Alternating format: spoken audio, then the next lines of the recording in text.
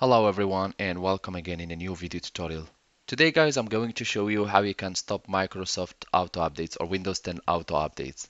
So first you will have to go to search tab and you will have to type services and we'll open Windows services, and here we will click on W so that we look for Windows straight, and we will keep clicking W and we'll go down now to Windows Update. There we go. So here, as you can see, so startup type, status, and description. So the status is the startup type is on automatic. So we'll just click on it 2 times, and here we will click disabled, and we'll click apply, and then we'll click OK.